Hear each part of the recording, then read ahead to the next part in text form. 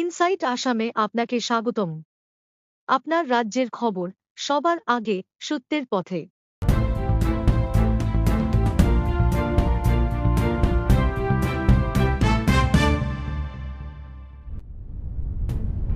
মণিপুর হিংসার শিকারদের মৃতদেহ পরিবারকে হস্তান্তর।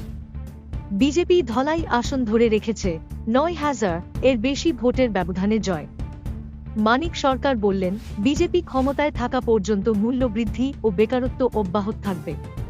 প্রিয়াঙ্কা গান্ধী ওয়াইনাড আসনে ৪ লক্ষের বেশি ভোটে জয়ী।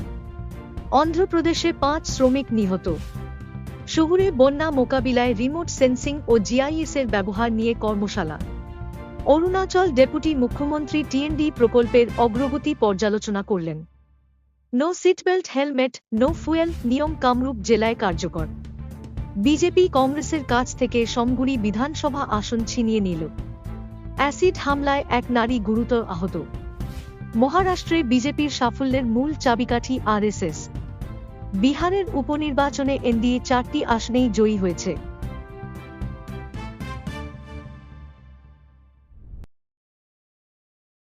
তিনজন মহিলা ও ৩ জন শিশুর মৃতদেহ, যারা মণিপুরের হিংসাপীড়িত জিরিবাম জেলায় নিহত হয়েছিল, শুক্রবার তাদের পরিবারের কাছে ভারী নিরাপত্তার মধ্যে হস্তান্তর করা হয়। অসম পুলিশের কর্মকর্তারা, যাদের মধ্যে ছিলেন কাছাড়ের এসপি নুমল মহাত্তা এবং অতিরিক্ত সদর এসপি সুব্রত সেন, মণিপুর পুলিশের কর্মকর্তাদের উপস্থিতিতে মৃতদেহগুলো শিলচর মেডিকেল কলেজ ও হাসপাতালে নিয়ে যান, যেখানে মৃতদেহগুলোর ময়নাতদন্ত সম্পন্ন হয়। ভারতীয় জনতা পার্টি ধলাই বিধানসভা কেন্দ্র ধরে রাখতে সক্ষম হয়েছে, কারণ নিহার রঞ্জন দাস কংগ্রেস প্রার্থী ধ্রুবজ্যোতি পুরকায়স্থর বিরুদ্ধে উপনির্বাচনে ৯,০৯৮ ভোটে জয়ী হয়েছেন, যার ফলাফল শনিবার ঘোষণা করা হয়। চূড়ান্ত পঞ্চদশ রাউন্ড শেষে নিহার রঞ্জন দাস ৬৯,৯৪৫ ভোট পেয়েছেন, যেখানে ধ্রুবজ্যোতি পুরকায়স্থ পেয়েছেন ৬০,৮৪৭ ভোট। এসইউসিআই প্রার্থী পেয়েছেন ১,৭৩৭ ভোট এবং স্বতন্ত্র প্রার্থীদের মধ্যে অমলেন্দু দাস পেয়েছেন ৫,০৬১ ভোট। কাছাড় জেলার কাটিগড়া সমষ্টির গুন্ডা থানার খেলমা পার্ট 2 লামার গ্রামে স্মার্ট মিটার প্রতিস্থাপনের সময় দলবদ্ধ হামলার শিকার হয় কালাইন বিদ্যুৎ বিভাগের কর্মীরা।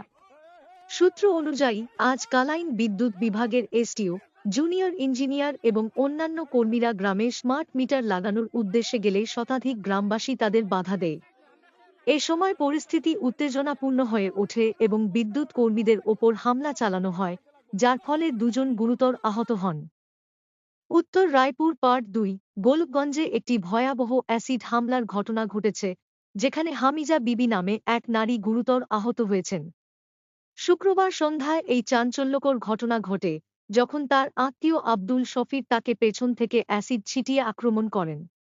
সূত্র অনুযায়ী আব্দুল শফির, যিনি হামিজা বিবির ভাগ্নির বিয়েতে অংশ নিয়েছিলেন, সেই সময় থেকেই পরিবারের জন্য সমস্যা সৃষ্টি করে আসছিলেন। শুক্রবার এক তর্কাতর্কির পর পরিস্থিতি চরমে পৌঁছায়, তখন শফির হামিজা বিবির ওপর অ্যাসিড ছিটিয়ে আক্রমণ করেন, যার ফলে তিনি গুরুতর আহত হন। সিপিআইএম এর বর্ষিয়ান নেতা মানিক সরকার শনিবার দাবি করেছেন যে, যতদিন বিজেপি ক্ষমতায় থাকবে রাজ্যে বা কেন্দ্রে, ততদিন মূল্যবৃদ্ধি ও বেকারত্বের হার বৃদ্ধি অব্যাহত থাকবে। ত্রিপুরার প্রাক্তন মুখ্যমন্ত্রী সরকার অভিযোগ করেছেন যে, বিজেপি সাম্প্রদায়িক এবং ভাষাগত বিভাজনের মাধ্যমে মানুষের মধ্যে বিভেদ সৃষ্টি করছে।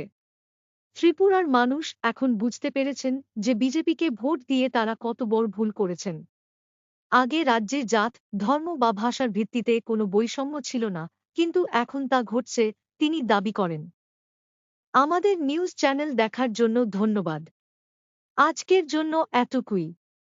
কাল আবার আপনাদের জন্য নতুন এবং সত্য খবর নিয়ে ফিরে আসব। ফলো, লাইক এবং সাবস্ক্রাইব করতে ভুলবেন না। ধন্যবাদ।